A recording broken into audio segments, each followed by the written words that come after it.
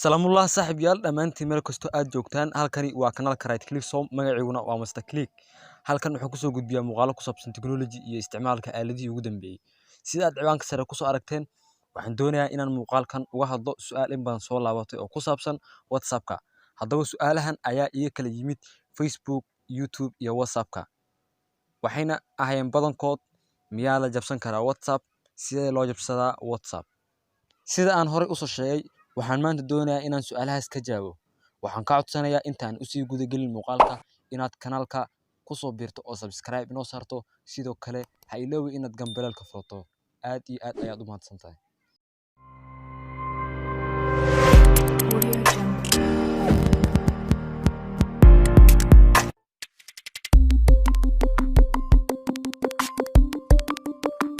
Audio Jungle.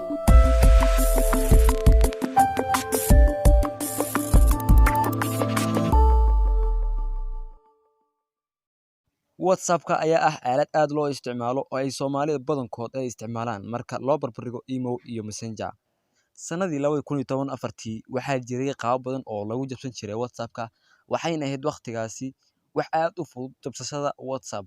Kadib shirkadda WhatsApp ayaa waxay aad u xoojisay security-geeda tani ayaa yareysay dhicidda qofka la xogtiisa. Dhanka kale hackers-ka ayaa ayagana waxay maalinba maalinta ka sii dambeysay isku dayayaan inay helaan qaab mise hab fudud oo lagu jabsan karo qof kale WhatsApp-kiisa. Dhamaantiin daawadayaal waxaan idiin sheegayaa inay jirin hab lagu jabsan karo WhatsApp-ka qofka fog. Kaliya waxaad awood u leedahay inaad jabsato WhatsApp-ka dadka aad isku guri joogtaan mise qofka aad markasta mobilkiisa aad heli karto. WhatsApp-ka, Viber-ka iyo email-ga ayaa ah aaladaha ugu security-ga adag aad ayayna u adag tahay in la jabsado.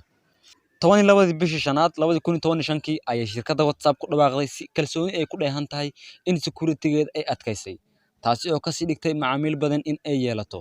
Ugu dambeyn daawadayaal waxaan idiin sheegayaa inaysan jirin hab fudud oo lagu jabsan karo WhatsApp-ka. Kaliya waxaa shaqeeya habka loo yaqaano scan-ka oo aad ku samayn karto qofka kuu dhow.